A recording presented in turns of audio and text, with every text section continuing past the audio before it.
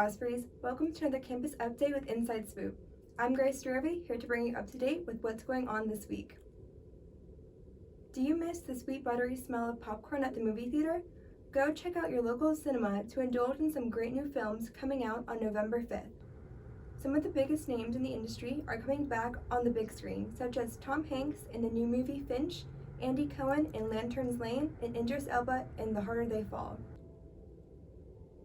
The movie theater business was hit hard by the pandemic, and many said it would never recover, but movie theater goers are proving critics wrong by filling theaters for new releases. Titles such as No Time to Die, Shang-Chi and the Legend of the Ten Rings, and Dune have surpassed their box office expectations. And the momentum does not seem to be slowing down, as November is full of much anticipated releases.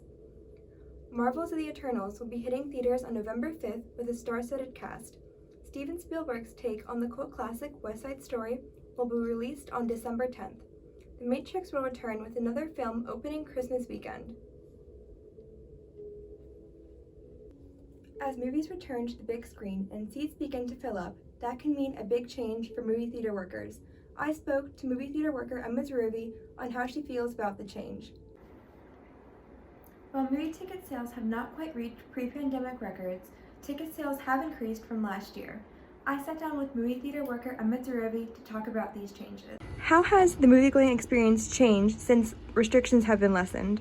I think during the COVID restrictions, we had more people not wanting to come to the movies, but now that the restrictions have been lessened, we have more people and families wanting to enjoy our movies.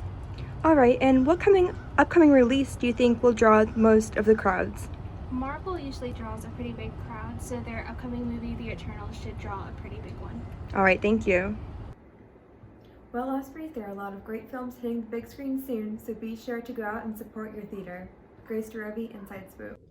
Diana Ross, former leader of the famous vocal group The Supremes, is coming out with a new album.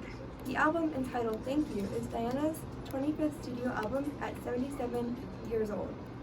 The five-time Grammy winner is releasing the album on November 5th at midnight. This album is extremely special because it is her first release since the 2006 album I Love You, so it has been highly anticipated. Well, Ospreys, that's another edition of Inside Swoop. Tune in next time for more campus information. I'm Grace Dvorovy. Thanks for joining me on Inside Swoop.